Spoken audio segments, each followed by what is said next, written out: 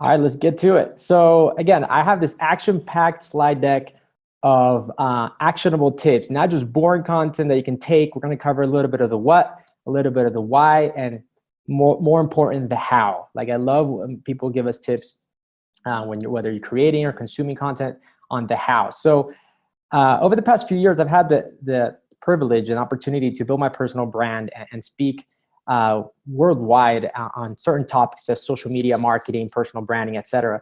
And I have a few tips that I want to show you guys. These are a few things that we're going to cover today. What is personal branding? Why it doesn't matter to you in 2018 specifically? And then throughout the past few years, I created this 5 C's of personal branding that I'll share with you, and then we'll take Q&A. So like Raul said, please feel free to ask any questions in the module or in the Q&A widget. I want this to be as interactive as possible so we can have a good conversation here. So moving on here to the next slide. So what is personal branding? So this first slide. So the slide that you're seeing right here has a cool story to it. So this is kind of my aha moment of personal branding. So I think this is back when I used to be at HireVue. So HireVue is a video interviewing platform. Some of you may have heard it. Some of you may love it. Some of you may hate it because you didn't get the job because of HireVue maybe. Anyway, regardless, so this is taking me back to 2014 or 2015. This is Halloween. So here I am, early in the morning, 8 in the morning, Halloween day. I get in my car, I drive to work, which is about a 30-minute commute. And I get to the office, and the office seems to be awfully quiet, and there's nobody around. And I'm like, okay, something's going on. Is this a prank? So I do kind of, do this loop around, walk around the office at HireVue, and then I see a bunch of people running around the corner. So I go around the corner, and lo and behold, everybody is dressed like me. Okay, this may not seem like a big deal to you, but when you have everybody dressed up like you, okay, let me tell you what that means. And I didn't know I kind of dressed like this until the whole sales team, in this instance, was dressed like me, even the VP of people ops and everybody. So pretty much what they thought I was like the image that I was portraying to them is I had a backwards hat. I always wore a hoodie. I had some startup shirt. Okay, somehow I always had a Red Bull in my hand. I walked around with my phone, and I was always at a conference, so I had a conference badge. And I was apparently doing the hang loose sign or peace sign. So this was literally my aha moment as to like, oh my goodness, what I'm saying, what I'm doing, and what I'm not doing, okay, whether it's online or offline, has a huge impact into the whole world. And I wasn't even aware of it. I mean, I was aware that I was doing some things, publishing content and things like that. But this was truly my aha moment where I'm like, okay, something that I'm doing is really conveying a message to the people around me online and offline. So what is personal branding? I came up with this definition of personal branding. And it really comes down to 3 things, right? The process of identifying, building, and amplifying your online and offline reputation. Now, why I say online and offline is because recently I was watching this podcast by Ty Lopez. He was interviewing Jordan Belfort, the Wolf of Wall Street. And he said something that really resonated with me. He said 45% of your body language, if you kind of take 100% on 100% scale, 45% of your communication is your body language. Another 45% is your tone of voice. And another 10% is actually what you say. So that's why it's really important that personal branding is attached to your online and offline reputation. Now, a few things that personal branding isn't. Okay, personal branding shouldn't be measured by how many social media followers you have. That's not that hard to get. You could even buy those online, right? Those could be real people, not real people, relevant people, not relevant. So you shouldn't measure like, oh, I am doing a really good job on personal branding if I have a lot of followers, or I am sucking if I don't have enough followers. It also is not a measurement of how famous you are. There's a lot of famous people that have a sucky personal brand just because they don't care about it. And that's fine. I mean, nothing against those people. It is what it is. And number 3, your personal brand shouldn't target everybody and anyone. Okay, your personal brand has to have a specific goal, needs to have a specific purpose, and much more. So I just wanted to get those right off the bat. And again, if you have any questions as I kind of go through these tips, feel free to add them in the widget or in the chat. So the why behind personal branding before we dive into the how-to. So I have 3 reasons why you need to care about personal branding. So reason number 1, you really don't have a choice anymore. With Google, LinkedIn, Twitter, YouTube, Facebook, Snapchat, Instagram, and so on, right?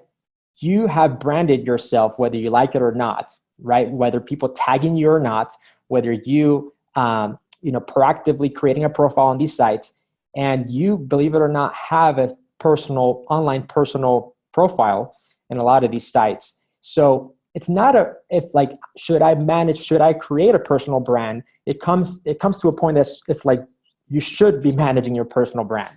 So I like to say that you are who Google, LinkedIn, and Twitter, YouTube, Facebook say you are. And when was the last time you Googled yourself? When was the last time you search for yourself on LinkedIn or Facebook? So not that long ago, we just recently hired a senior marketing event specialist. And it's pretty crazy how many times I would search, right? We had about 50 or 60 applicants.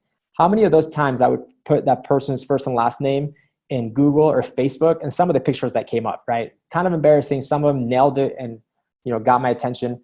But this is reason number 1. Reason number 2 is a 5-letter word, and that 5-letter word is called trust. So let me tell you a story here. I'm a father of 2. I have a 2-year-old and a 5-year-old. They drive us crazy. I don't recommend anybody should have kids. Just kidding. They're super cute, but they keep us super busy. So yes, I'm young. I'm a young father. So all of a sudden, a few weeks ago, we had this super huge snowstorm in Provo, Orem, Utah. It's kind of like 35, 40 minutes from Salt Lake City. And what happened is my kids were so excited to go and play in the snow. So it took us about 30 to 45 minutes to get them dressed. So that's a story of itself. But what happened is we get to this mountain and we were so excited to push them down this little hill. But to them, it seemed like this ginormous hill, like a roller coaster, that's the fastest roller coaster of their life. So my wife and I had to do some convincing and had to tell them like, hey, this is going to be fun. You're not going to get hurt.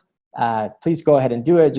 So this is the first time both of them at the same time go on a sled together and go down this little hill. So it's a pretty big experience in their life, and this little hill again seemed pretty big to them. So we obviously, long story short, we pushed them, they had fun, and they wanted us to do it over and over again. So the principle that I'm trying to get to here is like, what was the tipping point that helped us convince them that it was going to be fun, right? There needed to be trust. They had trust in us that they were not going to get hurt. They had trust in us, their parents, that it was going to be a fun experience.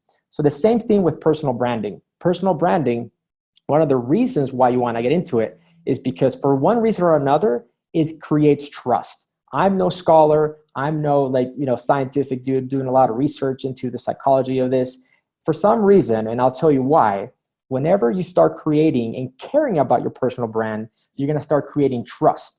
And why you want to create trust? Because then when people trust you, you can have multiple benefits of personal brand, which are on this list. You can advance your career. You can stand out from the crowd. You can close more deals. You can speak at conferences. You can become a thought leader, influencer.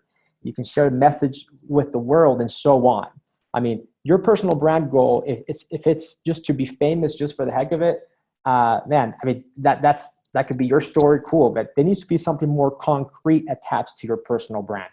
So those are a few reasons. Again, number 1, you don't have a choice of building a personal brand. You already have it. So you might as well manage it. Number 2, it builds trust. And number 3, these are some of the benefits of why you need to have a personal brand and create it and build it. So let's jump to the how-tos. Everybody ready? I know I'm cruising through a lot of information, and I want to get you guys back at work. How are we doing on time? I think we're doing good. So the 5 C's of personal branding. Take good notes, take screenshots, and let's get to it. So number 1, you need to care, okay? So what you do, so like the question comes to this: what do you care about that you are super passionate about that you can talk for hours, if not like hours or days? Again, what is something you really care about that you are like super passionate about that you can talk for hours? So that is the question that you should be asking yourself as to like, okay, Gabe, I think I'm going to start caring about my personal brand. Great. So what should my personal brand communicate online and offline? Well, if you ask yourself this question and you can't think of a topic right away, then don't fret. That's okay. That's totally fine. You shouldn't come up with a topic right away. If you do, great, good for you. You're blessed. It might take you a few more days, a few weeks, etc. So let me give you an example of things I care about, okay, that are not so good for me to write about or build my personal brand. Example number one, I took in high school 4 years of woods. So building, cabinets and all these shelves and all this stuff made out of different exotic woods. So I care about woods. It's a hobby of mine. I'm passionate about it, right? But as I did more research on it, I'm like, do I want to really create my personal brand around that audience? How big is the audience? So you want to add some research along to the topic that you decide to, or to consider to write about. So again, my family. I love my family. I care about my family. I'm passionate about my wife. I'm passionate about my kids, parenting, and all this, crazy journey of life. But is there an audience? How big is the audience, right? Who's already writing about parenting and family and outing and trips, etc. And same thing with animals, believe it or not. I love animals, and I wish we had like every sort of animal in our house, except my wife can't even touch anything that's not human. It's weird. So we don't have any animals, and I don't think we'll ever have any animals. It's pretty sad for our kids because they want like pet turtles and snakes and rabbits and birds. Anyway, again, I'm passionate about animals. I wanted to be a vet when I was growing up. But the thing is there an audience, right? Is that going to make me money if my goal is making money? Is my goal to develop an audience? Is there an audience? Who's already writing about animals, etc.? So one thing that I found early on in my career is that I was passionate about social media, I was passionate about marketing, and I was passionate about sales. I'm not sure how I came about those three categories in this Venn diagram. They just happen to be maybe based on my experience. So I used to be at InsideSales.com. I used to be a sales rep. And when I connected the dots between social media, marketing, and sales, like things really began to change because I saw that nobody was writing about it. Nobody was really doing it. The people that were writing about it were just sucking big time. So I just saw it as a room for opportunity, a room for growth, an opportunity to just plow through it and get a lot done. So once I realized that I wanted to talk about social media, marketing, and sales in the technology, specifically in the B2B business to business ecosystem, then I did some research. I just went to YouTube and I would type social selling tips or social selling webinar or personal branding or marketing tips, etc. So I did the same thing on Google. I did the same thing on Google Trends. I did the same search on LinkedIn. So believe it or not, you can search for any word that anybody's typing on LinkedIn. So if you go to your LinkedIn profile and you type in a word, let's say social media, you can then sort it by the latest content that people are sharing. And then in chronological order, you can see as like the latest person that wrote about social media, you can see everybody else that has the word keyword social media on their updates on LinkedIn. So same thing on Twitter. You can find any person writing about any specific keyword. So once you identify your keyword search term or your topic, just do a basic search if people are writing about it. So number one, you have to care about it. Again, I cannot emphasize on caring. Once you care, you find your topic, you have to commit, okay? Care and commit go hand in hand. Number two, you need to curate, okay? So what does curate mean? So curation means the art of finding the absolute best content to read for you to kind of, absorb knowledge and understand and get up to speed with what's going on in that industry, and also to share with your followers. So how can you find the best content being written on that industry, whether it's related or a little bit indirectly related to your content, and what can you do to give it your own spin to then share it with your network so that way you're the first one, let's say, to notify your network that that for example, that Uber, the XYZ happened at Uber, or that SaaStr is going on this week, etc. Again, curation is very, very powerful because what happens is a lot of people come up to me and say, hey, Gabe, I understand personal branding, but I'm just too lazy to create my own content. And I'm like, dude, stop right there. There's a ton of content being written by people who are not, it's not created by you, why don't you go ahead and find that content, okay? And why don't you go ahead and start sharing, right, the latest and greatest content so your followers can know that it exists, and then all of a sudden you become a go-to source of information. Now, once you find a few pieces of content via blogs or videos or whatever it is, you want to diversify your posts, okay? You want to start sharing, right? Curating means, again, learning, finding, reading that content, and then sharing it with your network. So instead of just typing the same old thing, because for some reason, when social media came out and when they really got established, we just feel like we can just amplify and talk about ourselves and about our content 24/7. That's the most boring thing ever. Social media is supposed to be social, not just social promotion 24/7. But a cool, simple way to stand out is by simply diversifying your posts. So why don't you, if you're going to post, let's say once or twice a day, and I'm about to share a content curation schedule at the end of this presentation, what you want to do is find a short 3-minute video clip of that content. If not, create one, add your thoughts to it. It's so easy to create a video, right, with your phone, your smartphone these days. Maybe create an update on LinkedIn or a tweet, right, of the content that you're reading about. You can also include an image. It could actually be the native thumbnail. It could actually be just a snippet of the tweet. Whatever it is, just diversify, just how you diversify your options, your stocks, diversify your social sharing. So that way people are, you have a greater chance of finding out what's resonating and what works for your audience and your niche and your vertical. So a few ways of how I've done this is, let's say I'm a big fan of Seth Godin. So I actually had the opportunity to go see Seth Godin last week. He came to Park City, Utah, and at this conference called Mastermind. And if I were to talk, there's different ways I can share about me, right? This is not my content. This is Seth Godin's content.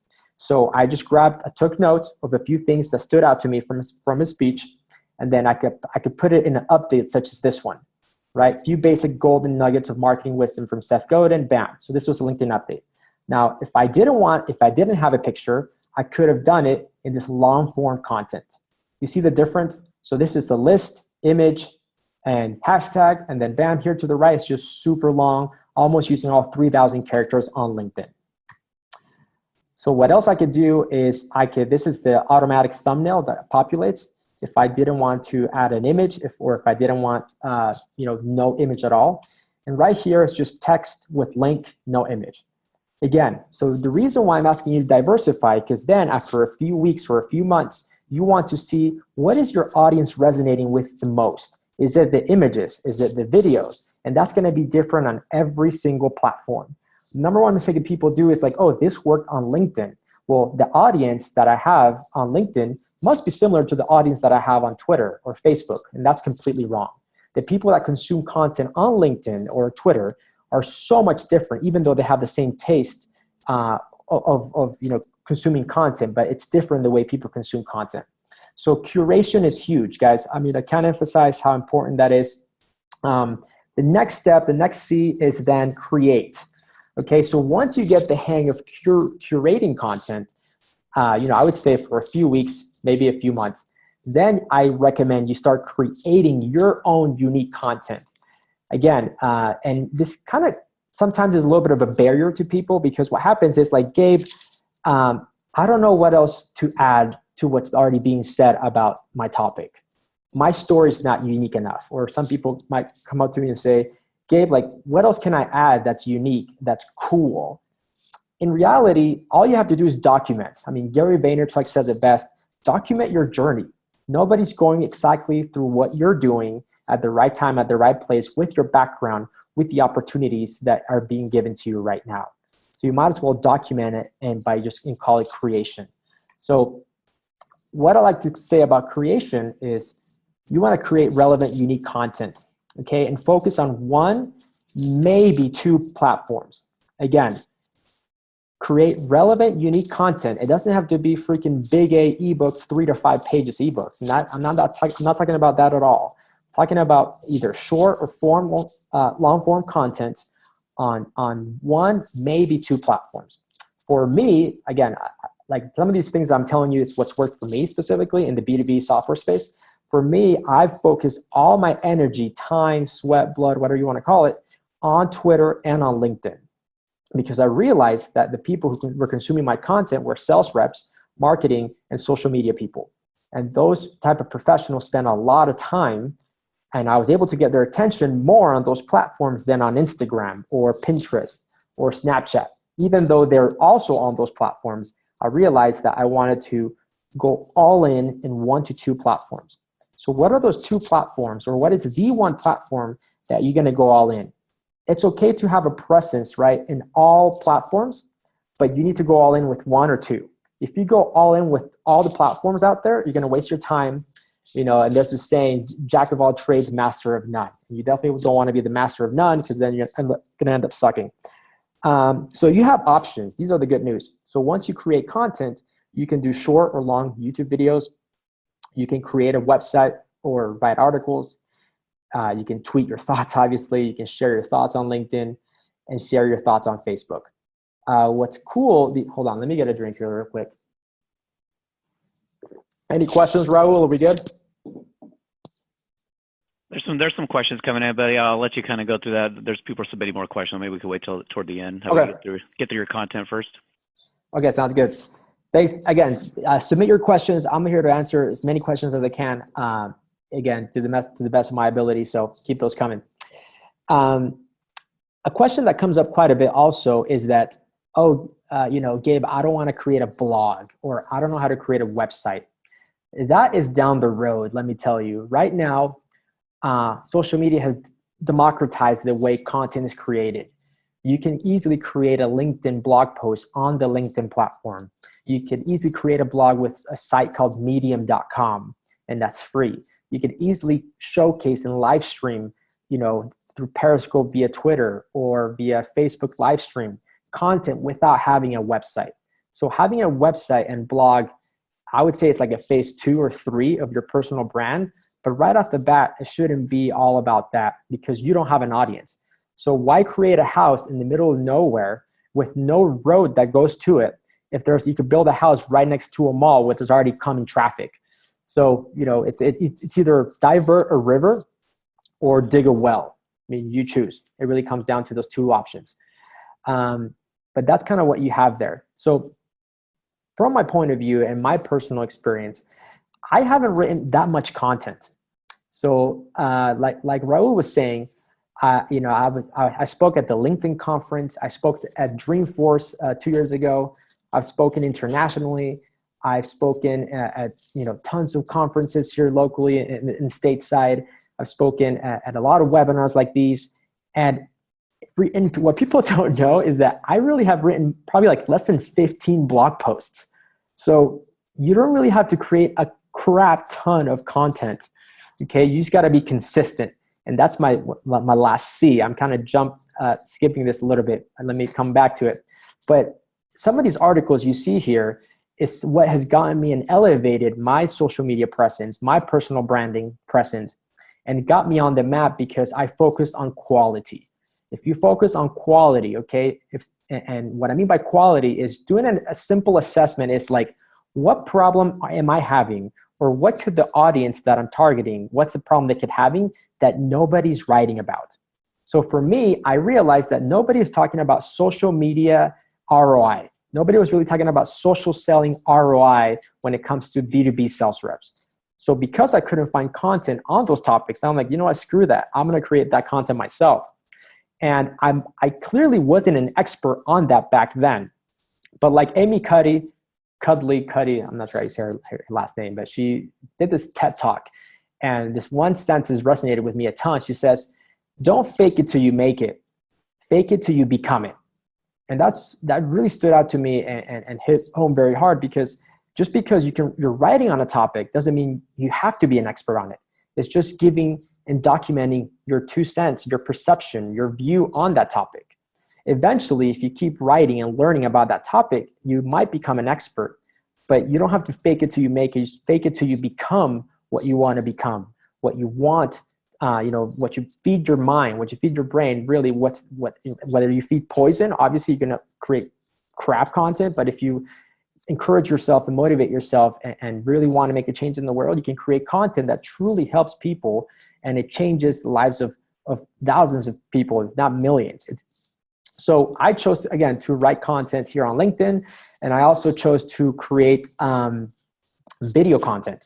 So, one of my good friends, Derek Pando, who actually works at Zoom right now, he used to be at LinkedIn, and he watched one of my videos, and long story short, he kind of hooked me up, and then with his contacts, kind of pitched me to some of the LinkedIn Learning and lynda.com folks. They liked my content, and then LinkedIn invited me to come create 2 social selling courses, right? And I could kind of say that it all came because obviously Derek helped me out quite a bit, but also because I just created 1 or 2 videos that got their attention. So 1 to 2 videos got me, right, got LinkedIn's attention. And because of that, I created 2 social selling courses that have been watched over 50,000 times worldwide on lynda.com and LinkedIn Learning. And those are by invitation only. Again, I don't have hundreds of videos. I don't have hundreds of blog posts. I've just done very, very limited but high quality. That's what I want you to focus on here. Now, something else that you can do, it's called the core content model. This is a good screenshot right here. My good friend and mentor, Ken Krogh, founder and I think former president of InsideSales.com, had this strategy called the core content model. And what this means is, let's say you create this webinar. Then once you create this webinar, you have 30 minutes of audio content. So then you transform the video into an audio podcast. After you have the audio, you can then transcribe the audio and create a blog post. After you have the blog post, then you can create 5 tweets to drive traffic to the blog post or to the podcast or to the video and audio webinar. After you create those 5 tweets, you can also create 3 to 5 LinkedIn updates that drive traffic through those mediums. So the core content model, as you can see here, is grabbing a single piece of content and spinning tons of other content around from that content. So that way you don't have to create a ton of content, right? And come up with 30, 40 different ideas. Find a few ideas, see what resonates with your audience, see what sticks, and then create a core content model. So that is the C of curation and the C of creation. Now, I want to stop right here and emphasize on this. This is another tipping point in this whole process. Once I started curating content on a weekly basis and not daily basis, once I started creating content on a monthly basis, things just blew up for me. What happened is people started to trust me. Again, I don't know how it happened. I don't know the psychology behind it or the scientific study behind it. I just know that I started getting a ton of messages, LinkedIn replies and tweets of people saying, Gabe, I love your content, please do more. And I was like, holy crap, some dude in India or some gal in Yugoslavia is hitting me up. Like, is this for real? Is this happening? I mean, I'm from Venezuela. I'm living the American dream here. And I'm like, wow, this is powerful. I don't think I'm doing anything special, but hey, if it's helping other people. So once you start curating content and creating content, you will be able to move mountains, right? As long as it adds value, as long as it's not self-promotional, as long as you're not just trying to shove your product or service down people's throats, okay? You want to make sure that it adds value right away. So give, and then take. Don't have a take attitude right from the beginning. So that's how you build trust. Let's just cruise through these last 2 C's. So C number 4 is connect. So what does connect mean? And a lot of you have a kind of a problem with this C of connect. Your social media profile, specifically on LinkedIn and Twitter, should not be treated like your Facebook account. Just because you don't know somebody who just invited you on LinkedIn, again, this is Gabe's philosophy. Take it or leave it, but this is what's worked for me, is whether I know a person or not, let's just say on LinkedIn, if they look real, if they look like they can add value to me or I can add value to them, I'm going to accept, okay, the request. And vice versa. I don't want to spam a ton of people, but if I see somebody that has a bunch of related connections and we like the same things and we kind of are talking about the same things, I might shoot them an invite even though I do not know them. Again, this is what works for me. I'm not saying you should do this, but I recommend that you should connect with everyone.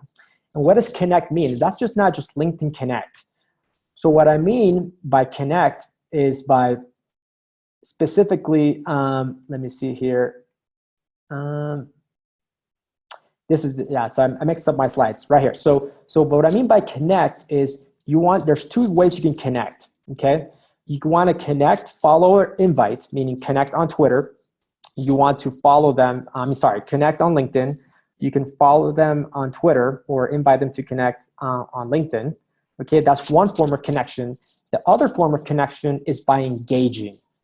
Okay. And sometimes you don't have to do some of these engagement actions. You don't have to be connected to them.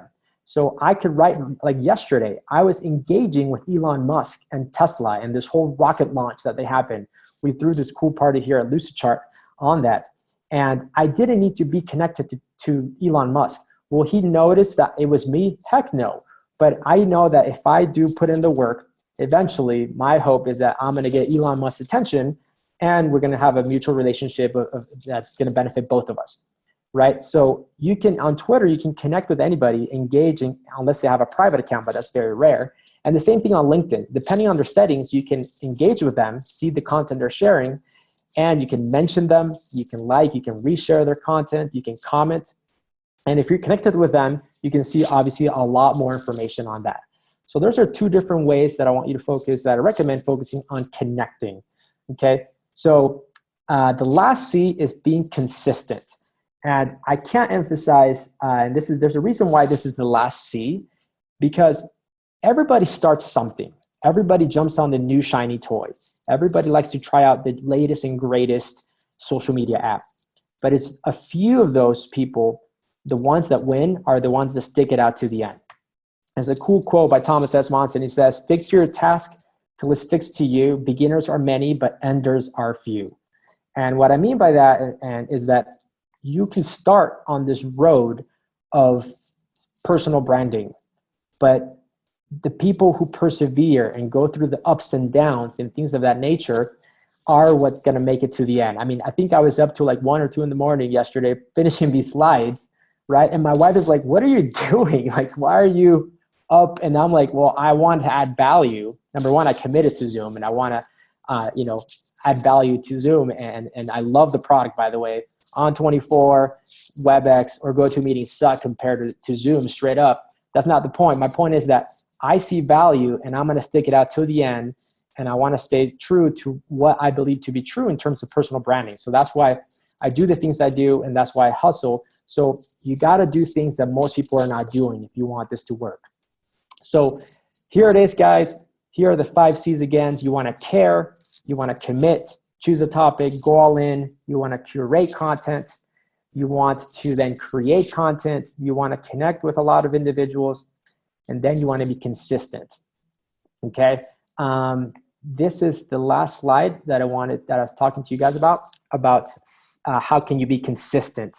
So this is just a starting point. I don't recommend that all of you should start here, but let's say you have had some traction and you are pretty well familiar with Twitter and LinkedIn. You can start doing 4 tweets a day, and you can start with doing 2 LinkedIn updates a day.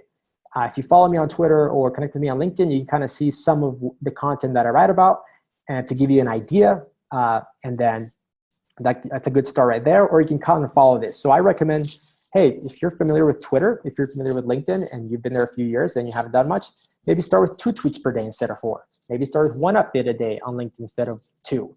And I recommend that you at least do 1 blog post per month. Again, this is the starting point. After you kind of get your feet wet, then you can crank that to 2 blog posts a month or 3, and then doing 10 tweets a day and 2 updates, or 2 to 4 updates a day. That's like, I'm talking about months, if not years down the road. And you have to pivot and you want to adjust to the algorithm of each of these platforms. So again, this is another good slide to take a screenshot. This is also being recorded. That's it, guys. Let's go ahead and take some questions. Again, at Gabe Villamizar on Twitter, on LinkedIn, Gabe Villamizar, Villamizar. I'm down with everything. So yeah. Good stuff, Gabe. Yeah, we have there's quite a few questions coming in. Let's see here. Let me just start from the top here. Let's see here. Sergio has a question. Is the name important to be different enough? Why, if someone types in your name and it's very crowded, I like to say Google your name, obviously. Is it okay to create a nickname even if your target is companies? If your target are companies and executives? Great question. So first person that comes to mind is my good friend, Jim Keenan. So I'm not sure if even his first name is Jim, but his name was Jim Keenan. And he wanted to really just be known as Keenan. So he switched his name to just be Keenan everywhere. So on LinkedIn, he doesn't even have I think a first or last name is just Keenan. So his Twitter handle, I think, is Keenan. His website's Keenan.com. Everything's Keenan. So you want to make sure there's that consistency. Now, if your name is Mike Jones, dang, it's going to be pretty dang hard to rank for Mike Jones. But the beauty of social media, it has a high domain authority or page rank. Specifically, Twitter, LinkedIn, and Facebook have like almost near to perfect, if not perfect, page rank and domain authority. So my name is Gabriel Villamizar. Now, when I'm on the phone talking to people or partners or clients, I'm not saying, hey, this is Gabriel Villamizar. I say this is Gabe Villamizar. So when people search for me on social media, or if they were to search for me on Google, most likely going to type Gabe Villamizar. So whatever you used to choose, it could be unique, it cannot. I recommend you go on the unique side. So if your name is Mike Jones, then what is your middle name? Is it Mike Smith Jones? You might want to throw in your middle name. But this is some thoughts on that. Awesome. Another question here from Jose. What/when is the most effective way to use hashtags? Great question. So I would just do research. On LinkedIn, LinkedIn actually has invested pretty heavily on hashtags lately. So let's say you are in the restaurant business and you want to see who's talking about sushi nearby. You can say, what sushi hashtag are people using? So then you go to Twitter or LinkedIn and put hashtag sushi or hashtag best sushi and find out which top 2 to 3 hashtags people are using. Once you identify 2 or 3, I don't recommend putting more than like 2 hashtags per tweet or 2 hashtags per LinkedIn post. I mean, on Instagram, it's a whole different strategy. You see like hashtag follow for follow, hashtag I love you, hashtag I love my mom, like, and there's like 20, and that works on Instagram. But find what works on the platform. Right now, 2018, I could tell you that if you tweet without hashtags, it's sometimes better, and you get far reach. Again, this is my perception of things. And on LinkedIn, if you do 1 or 2 hashtags, it's okay. Like, it's actually going to help you categorize the post. You're actually teaching the algorithm or the network that, hey, this is what I talk about. Awesome. All right, we got a question from Gary. Each platform has its strength and trust. So important. Which platform, the ones that you mentioned, offer you the opportunity or tools or the ability to form trust with your clients/followers? So I would say LinkedIn all the way. Like, LinkedIn is not your online resume, it's your online reputation.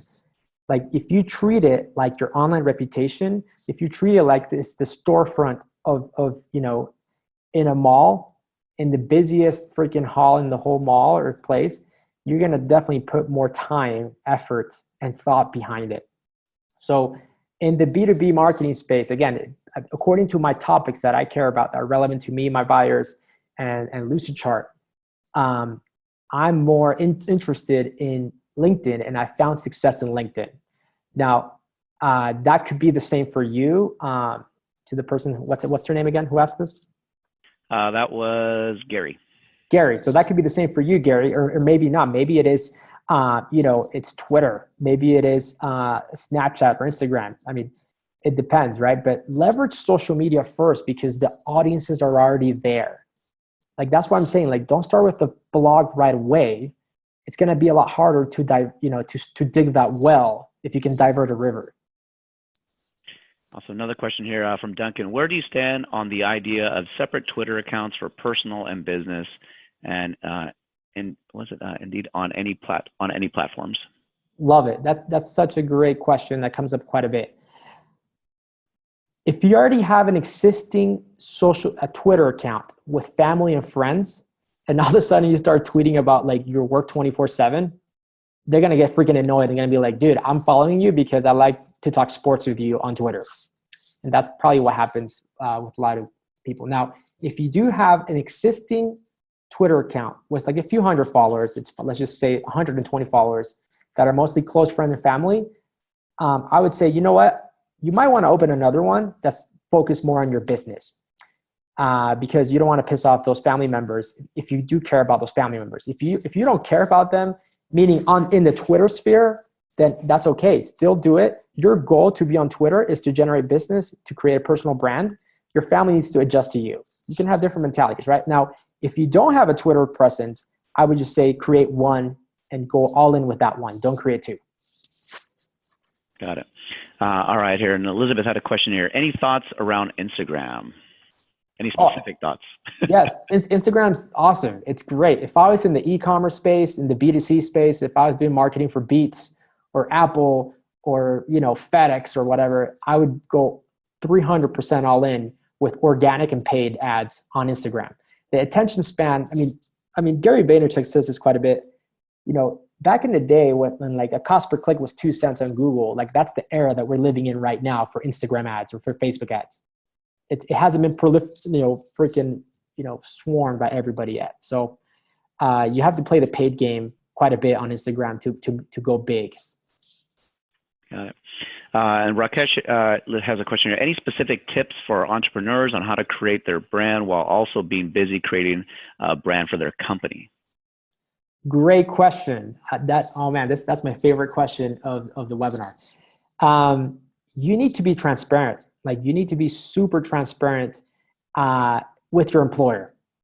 If you don't have that option, then shoot. Like I wonder if you're working for the right employer. If you don't even have an option of working with the right employer, then you can deal with it. But here's some tips that I know.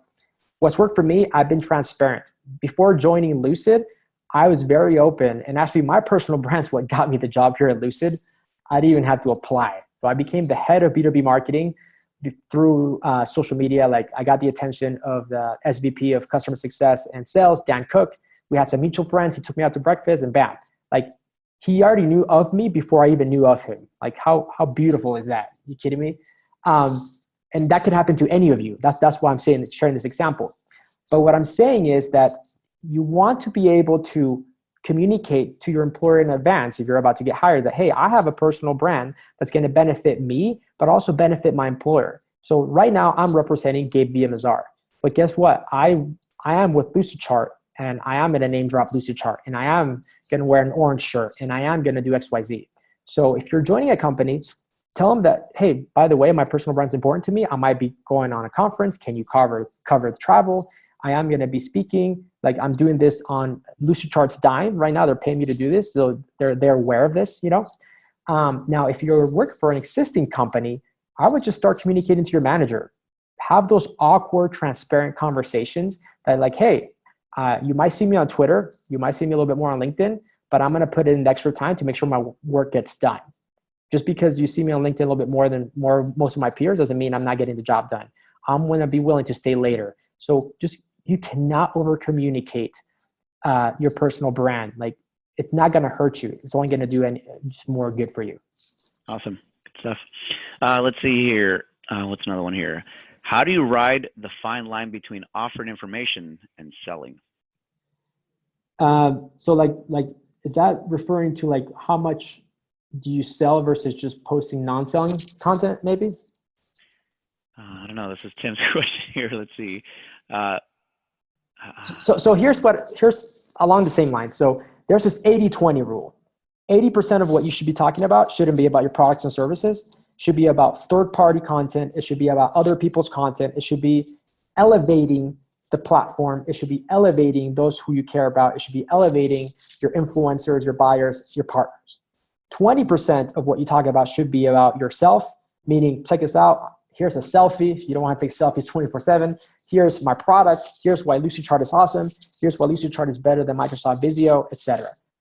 A lot of people do it the other way around. 80% they talk about themselves, their companies, products and services, and 20% they talk about actual value. So I just follow the 80-20. Got it. Another question here, this anonymous here. Gabe, as far as curating and sharing content from other sources on Instagram, for example, can you recommend a website/article that can teach us about properly giving credit to other sources when sharing their info? I know what I want to, I know what to share, but I'm a bit hesitant about legal issues if I don't do it correctly. Any advice? Great question. Like right now, social media is like this wild, wild west, and good thing that it's that way. And maybe down the road, they're going to get more strict about it. On Instagram specifically, so we have this issue. Not this issue, but if you've ever seen these doggo videos, so we had these doggo videos and catto videos that had like over 20, 30 million views. And I still don't know what the freaking doggo or catto is, but our video marketing team created this awesome sensational videos of doggos and cattos and stuff like that. And what a lot of people did is they wanted to where they downloaded the video, which is our video, and then they uploaded it natively on their Facebook page. And then they said tagged, and we just at least tell them like, hey, make sure you mention us or put our website or both. So if you are going to use somebody else's content, if it's a video, you might want to give them the credit and the source. Maybe put photo credit and tag them, or photo credit, you tag them and put the website. You want to make it, and then you might want to make them, if it's a big company that is going to freak out, such as Nike, you might want to let them know. Again, this is Gabe's recommendation. If it's like a smaller mid-market, I would say go for it. If they get pissed, then take it down. If not, then add it. But always try to add it and just play it by ear. But definitely you can either ask for forgiveness or ask for permission. I think play it by ear. Good stuff. Question from Sylvia. I'm a blogger. May I share this with my followers using my own language, but following your 5 C's? Yeah, I don't care. Like my content, my information, you can make it your own C's. I really don't care. Like, give me credit, give me not credit. As long as I add value to you guys, I'm going to keep going, giving out this type of information. Nobody is creating this type of content, in terms of the 5 C's.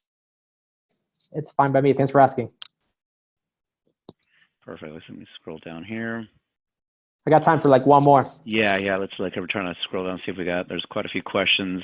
We'll make sure to send out a follow-up email with Gabe's info so you can reach out to him, by the way. Yeah, for sure. Let's see here. Hold on, let me see.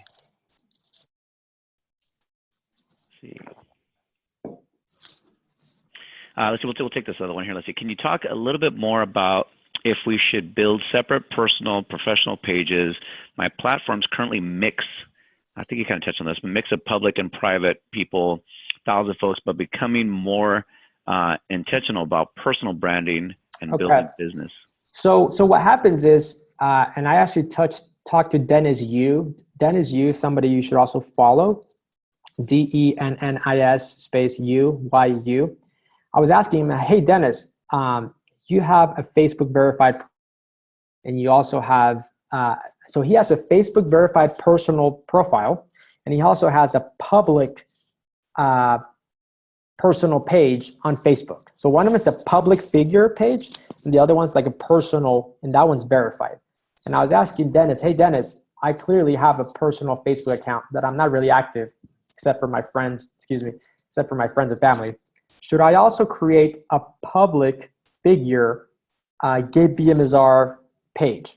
And he said, of course. Why wouldn't you do it? And I'm like, well, I don't know. Like, he's like, if you really believe in your personal brand, what's going to create your public figure Facebook page? People always gravitate more to your like personal one. But what's going to happen is you might hit a limit on your personal one that you're going to want to have that public figure one available before it's too late. So that's one thing that people always resonate to the person more than the company or more than the fake human. So those are some advice that Dennis gave me. So awesome. All right, lots of good stuff. There was a bunch of other questions, folks. I apologize we didn't get to all of them. And Gabe's busy. No, thanks for inviting me. This is awesome. Yeah, thanks. It's valuable. Then just want to point out, as we mentioned, we are recording today's webinar, so we'll make sure to send out a follow-up email with the link to the recording. We'll provide Gabe's information, so you can follow him on Facebook, Twitter, and everywhere that he's posting on, and you can reach out to him and connect with him.